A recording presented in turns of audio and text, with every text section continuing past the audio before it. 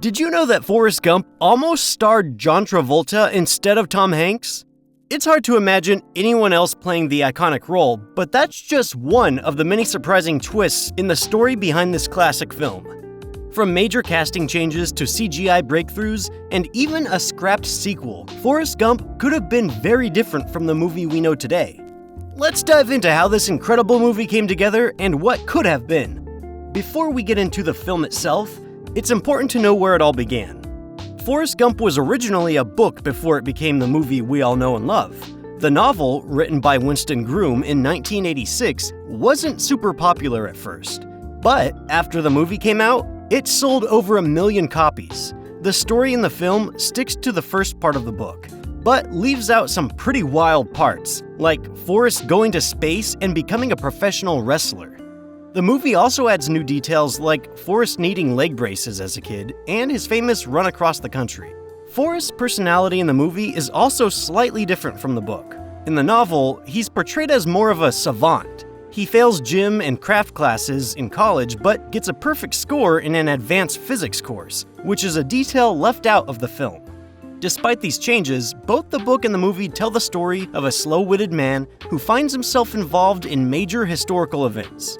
There was a lot of excitement about adapting the book into a movie, even before it was published. There was a bidding war for the rights, with Wendy Finerman and Steve Tisch teaming up with Warner Bros. To win. Groom got $500,000 for the rights, and even wrote the first 3 drafts of the screenplay, which were closer to the novel. However, after Rain Man came out, a film about a savant, Warner Bros. Lost interest, and the project was put on hold. Wendy Finerman didn't give up, though. She pitched the movie to Columbia Pictures, who rejected it but brought in Eric Roth to rewrite the script. Roth's version impressed Paramount Pictures, who bought the rights and finally moved the project forward. Several directors passed on the film, including Ivan Reitman, Penny Marshall, and Terry Gilliam. Robert Zemeckis eventually took on the role, even though Barry Sonnenfeld was briefly attached to the project, but left to direct Addams Family Values instead. The movie might have been very different with another director, or if it had stuck closer to the novel. Forrest's journey through space and professional wrestling, for example, would have given the film a completely different feel. It's interesting to think about what could have been, but ultimately, Zemeckis created a film that became a classic, focusing on Forrest's heartwarming and sometimes comical journey through life and history. Speaking of changes, the casting for the movie almost went in a very different direction. It's hard to picture anyone other than Tom Hanks in the role, especially since he won the Best Actor Oscar for it in 1995. But believe it or not, John Travolta was initially considered for the role of Forrest Gump. Travolta actually turned down the role, and in an interview with MTV, he shared his thoughts. "If I didn't do something, Tom Hanks did. And then I did something else that was equally interesting or fun." That same year, Travolta took on a career-changing role in Pulp Fiction, which revived his career in a big way. So while he missed out on Forrest Gump, he found success elsewhere. Another thing that could have been different in the movie is Forrest's iconic Southern accent. In the novel, Forrest Gump is from rural Alabama and has a thick accent. Tom Hanks, however, wasn't so sure about going all in on the accent when filming began. He thought about dialing it back a bit to make it less strong. But director Robert Zemeckis felt the heavy Southern drawl was important to the character. So he asked Hanks to fully embrace the accent, and that's exactly what we hear in the movie. "I'm sorry I ruined your New Year's Eve party, Lieutenant Dan." If John Travolta had accepted the role, or if Hanks hadn't leaned into that memorable accent, Forrest Gump could have been a very different movie than the one we all know today. Now, let's talk about the visual effects that really set Forrest Gump apart. Robert Zemeckis is known for his love of special effects, and while Forrest Gump isn't packed with CGI like some of his other films, he definitely used a lot of it for a 1994 movie. With the help of Industrial Light and Magic, ILM, Zemeckis brought some pretty groundbreaking effects to life. For example, they made it look like Tom Hanks' character, Forrest, interacted with historical figures like John F. Kennedy. They used CGI to blend Hanks into real archival footage, making it seem like he was actually shaking hands with these famous people. To make this work, Hanks filmed his scenes in front of a blue screen with reference markers to line up the shots with the old footage. Voice actors were even brought in to record new dialogue for the historical figures, and then their lips were digitally synced to match the new lines. One of the most impressive uses of CGI was Gary Sinise's character, Lieutenant Dan. In the movie, Lieutenant Dan loses his legs, and to make that look real, They wrapped Sinise's legs in blue fabric so that the special effects team could digitally remove them later.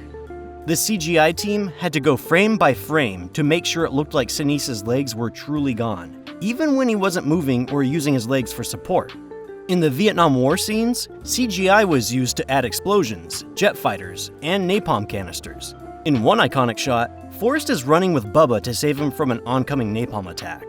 The scene was done by first filming the explosion and then digitally adding Hanks and Williamson, who played Bubba, into the shot. Even the massive crowd at the Lincoln Memorial during the peace rally was a CGI trick. They only had about 1,500 extras for the scene, but by rearranging them for different shots and multiplying them with computer effects, Zemeckis made it look like there were hundreds of thousands of people. But imagine how different Forrest Gump could have been without these effects. If they hadn't used CGI to blend Forrest into historical events, or if they'd stuck with practical effects for scenes like the Vietnam War or Lieutenant Dan's legs, the movie might not have had the same magical feel. Without these digital tricks, the movie might not have captured the same emotional and visual impact that made such a beloved classic. While the special effects helped bring the movie to life, the heart of Forrest Gump is its emotional journey. In the movie, Forrest Gump ends on a really heartwarming note. Forrest is raising his son, and you get this feeling that he's found peace and happiness after everything he's been through. It's an ending that makes you feel good, like Forrest's journey, despite all its ups and downs, has led to something meaningful. But the book has a very different vibe at the end. In the novel, Forrest doesn't get the same happy closure. He's not raising a son or living this hopeful life. Instead, he's kind of stuck in a simpler, less fulfilling situation. Some people even say that in the book, Forrest comes off as more of a loser by the end. He's a bit more beaten down by life and less of the lovable hero we see in the film. If the movie had gone with this darker, more open-ended ending, it could have completely changed how we feel about Forrest's story. Instead of being about hope, perseverance, and finding joy no matter what life throws at you, it could have been a more bittersweet or even sad story. After Forrest Gump became a huge hit, Winston Groom's original novel saw a big boost in sales, which led to a sequel book called Gump & Co. in 1995. The timing made it feel like a bit of a cash grab, coming out right after the movie's massive success. This sequel picks up in the 1980s, and even gets pretty meta. Forrest Gump actually meets Tom Hanks in the story, which is a fun twist. Of course, with the first movie making over $600 million and winning Best Picture, Hollywood was interested in turning Gump & Co. into a movie. Why wouldn't they want to cash in on that success? Eric Roth, the same writer who did the screenplay for Forrest Gump, even wrote a script for the sequel in 2001. Everything seemed lined up for a follow-up. Then 9/11 happened, and suddenly the world felt very different. The filmmakers, including Roth and Zemeckis, decided that the story no longer felt relevant after such a tragic event. They thought that the tone and timing just didn't fit anymore, so the whole project was scrapped. It's kind of wild to think that there could have been a Forrest Gump sequel. Imagine if we had gotten a movie where Forrest meets Tom Hanks.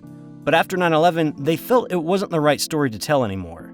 And that's how Gump & Co. stayed as just a book, leaving the original movie as the one and only chapter of Forrest's story on the big screen. Thanks for watching! If you enjoyed this video, hit the like button, and don't forget to subscribe to Tinseltown Unscripted for more content like this.